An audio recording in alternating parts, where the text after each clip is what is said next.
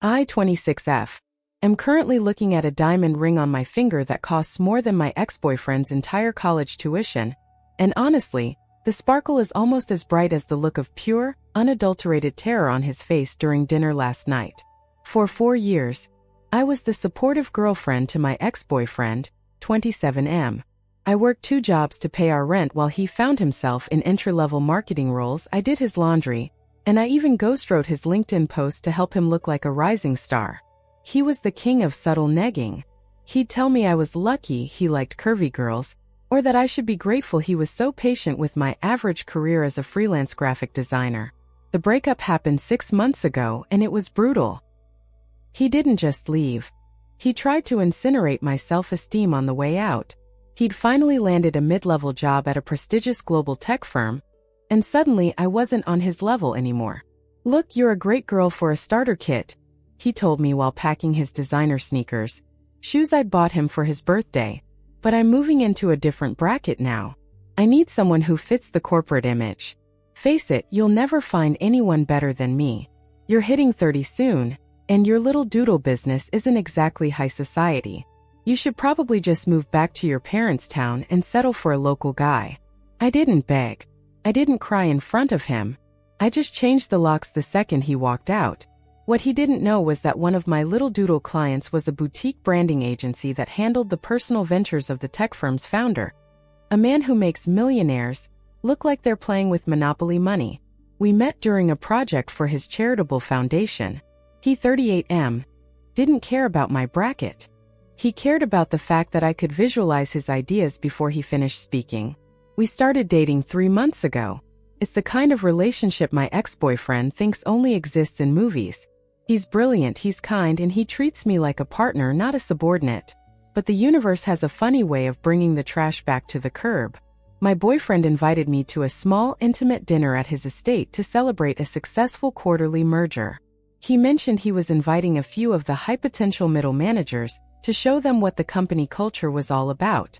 I had a feeling, a deep sinking intuition, but I didn't say anything. I arrived in a gown that felt like liquid midnight.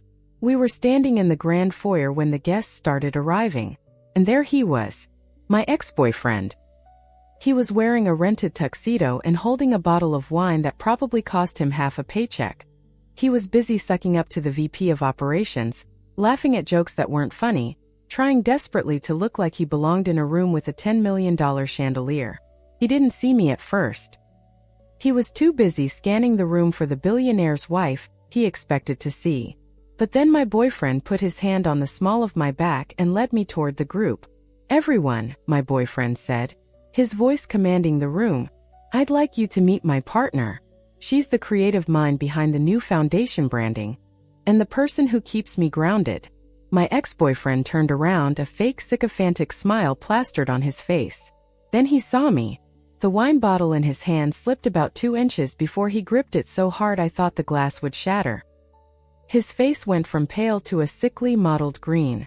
"You," he choked out, the word escaping before he could stop it. "Is there a problem, Mr. X's last name?" my boyfriend asked, his eyes narrowing slightly. "He's a shark for a reason. He senses blood in the water instantly."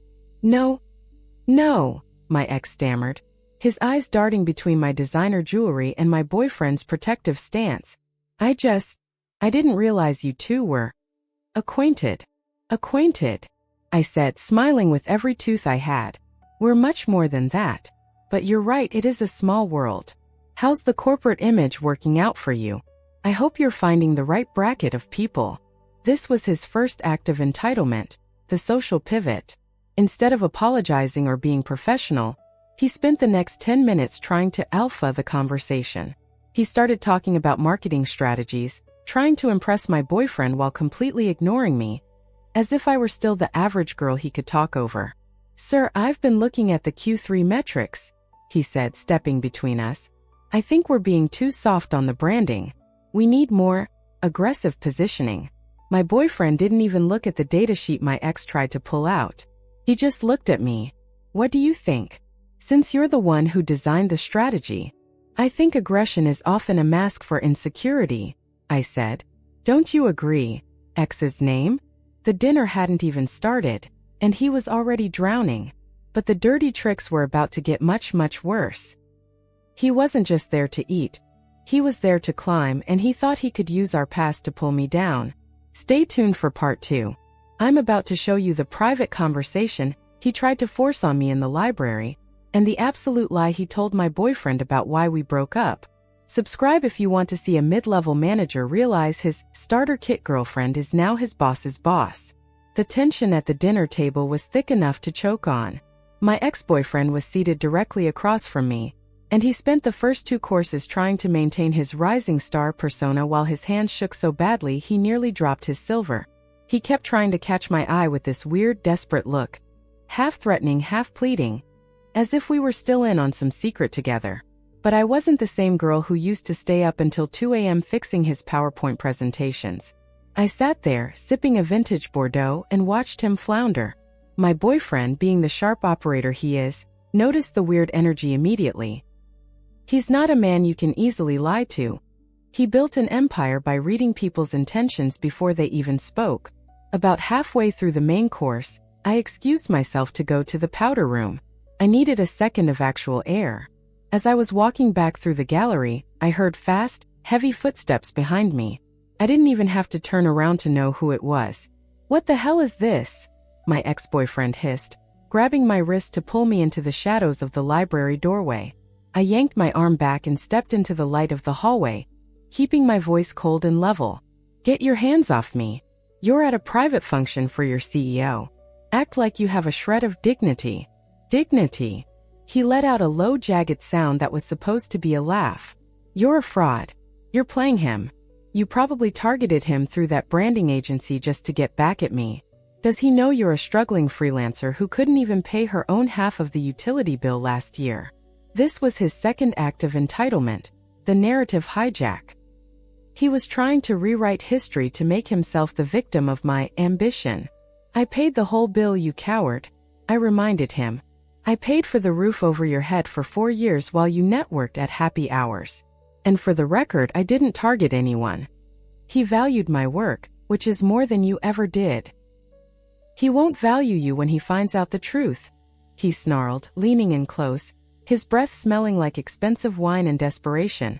"I told the VP of Ops tonight that we broke up because you were unstable and obsessed with my career. I told him you've been stalking me.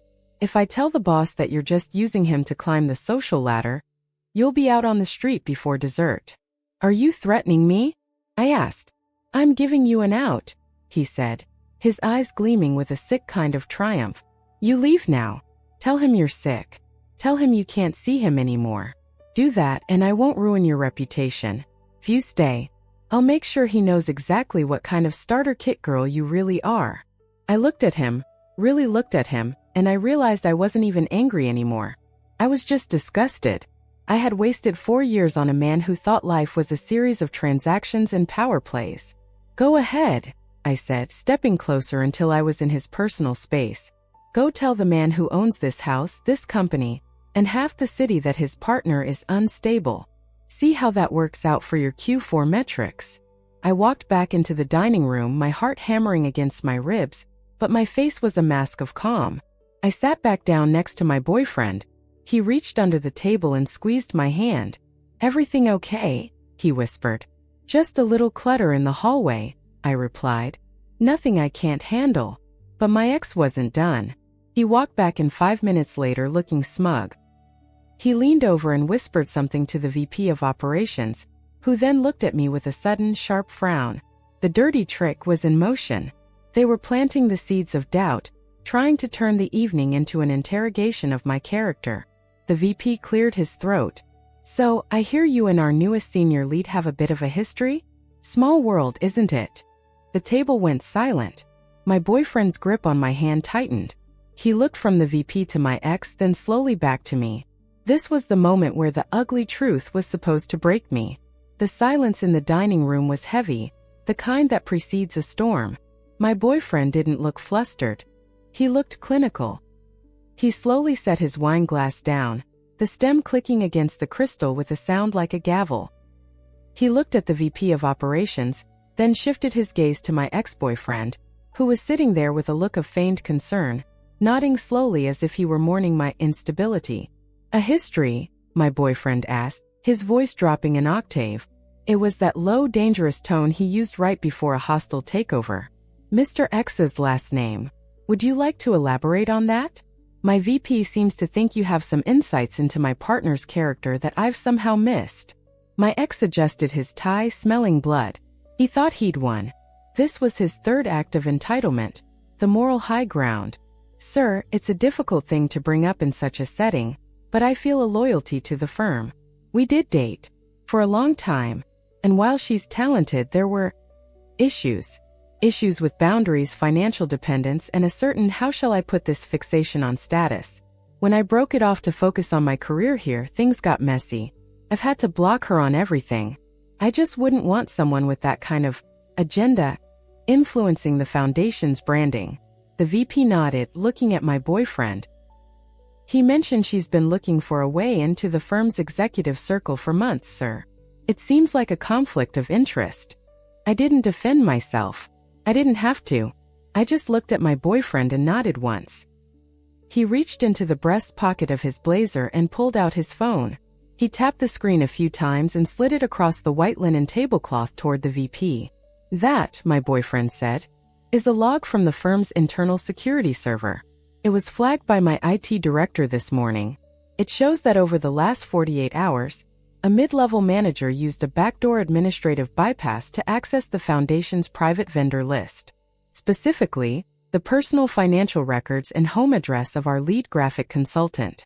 The color drained out of my ex-boyfriend's face so fast I thought he might actually faint. He stared at the phone as if it were a live grenade. Accessing a private citizen's data using company resources is a violation of the Electronic Communications Privacy Act, ECPA, and a direct breach of your employment contract, my boyfriend continued, his voice as cold as ice. It's not just a firing offense, it's a federal crime. And the stalking you mentioned? My security team has the footage of you following her into the library 10 minutes ago and physically grabbing her arm. I believe unlawful restraint and harassment are the legal terms. My ex tried to stand up, his chair screeching against the floor. I was just trying to protect the firm. I thought she was a security risk. You thought she was a starter kit girl, I said, finally speaking up. You thought you could use the power you haven't even earned yet to keep me small. But you forgot one thing, X's name. I'm the one who designed the encryption interface for the Foundation's portal. I'm the one who set the tripwire for unauthorized access. I knew you'd try to dig into my life the moment you saw my name on the guest list. You didn't just walk into a trap. You built it for yourself. The VP's face went from judgmental to horrified. He realized he'd been played by a junior staffer and had just insulted the CEO's partner in her own home. He stood up, looking at my ex with pure loathing. Get out. Now. Security is already waiting at the gate. The satisfying revenge was watching my ex-boyfriend realize that his corporate image was officially dead. He wasn't a rising star. He was a liability. He was escorted out of the room not by his peers, but by two large men in black suits who didn't care about his bracket. The fallout from the dinner party wasn't just a quiet exit. It was a professional execution. My boyfriend doesn't just fire people. He uproots them. Because my ex had breached the company's internal servers to stalk my data, it triggered an automatic full-scope forensic audit of his entire departmental history. In the corporate world, when a billionaire security team starts digging, they don't stop until they find the bones. Monday morning, while my ex was likely nursing a hangover and wondering how to explain his sudden departure to his LinkedIn followers, a team of forensic accountants was sitting in a windowless room at headquarters. By noon, the rising star was revealed to be a common thief. This was his fourth act of entitlement, the expense account lifestyle. He had been so convinced he was too important to be questioned that he'd been treating the company's marketing budget like his personal slush fund. He hadn't just bought designer sneakers with my money in the past. He'd been billing the company for client strategy dinners that were actually solo trips to high-end spas and research materials that were actually luxury watches. I was in my boyfriend's office when the VP of operations, now looking incredibly humbled, walked in with a digital file. It's worse than we thought, sir, the VP said. glancing at me with an apologetic nod. He wasn't just skimming.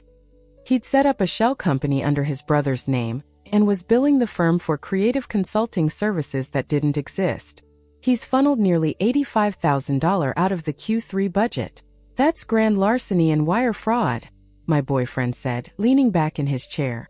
He looked at me. How do you want to handle this?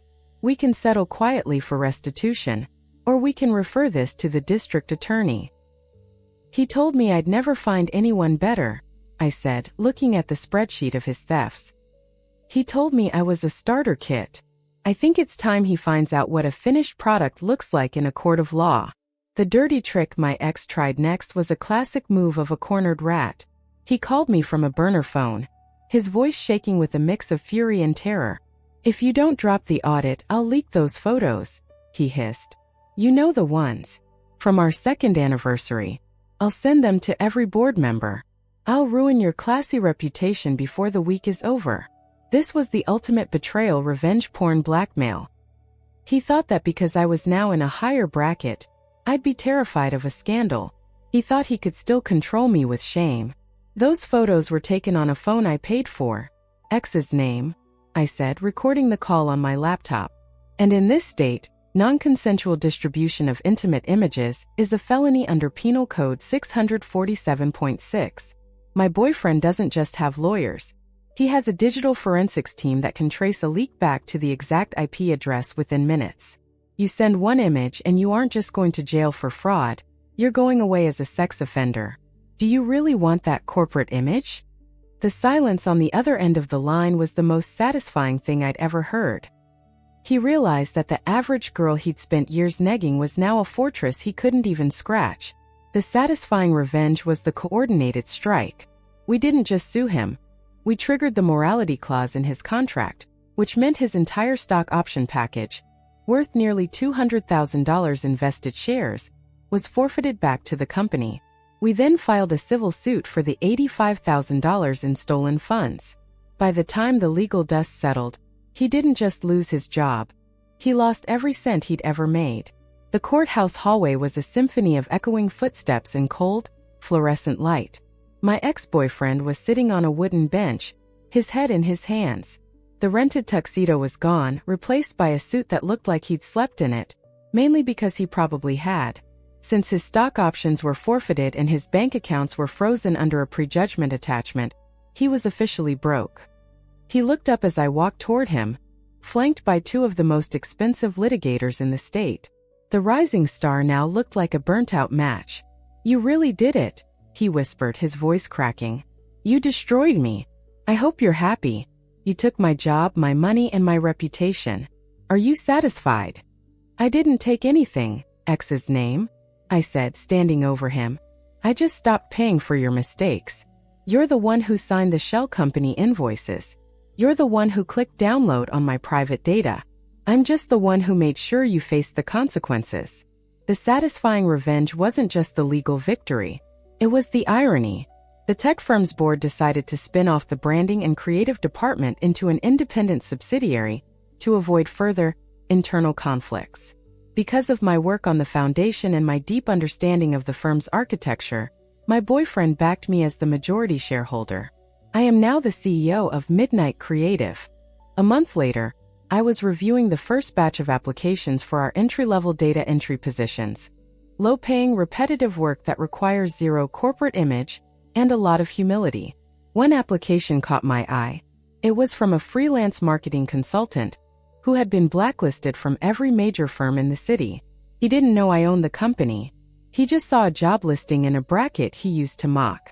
I called him in for the interview. I sat in the high-backed leather chair, the diamond ring he hated glinting in the sunlight. When he walked in and saw me sitting behind the desk of a company he was desperate to join, he actually stumbled. The position is for a junior clerk, I said, sliding a contract across the desk. It's minimum wage. There's no expense account, no networking happy hours, and you'll be reporting to a woman who used to ghostwrite your posts. Do you want the job? Or are you still looking for something better? He looked at the floor, then at the pen, and then at the woman he told would never find anyone better than him. He signed the paper. Welcome to the team, I said, Don't be late. I have zero tolerance for unstable employees. I walked out of the office and met my boyfriend for lunch at a place that doesn't even have a menu. They just cook whatever he wants.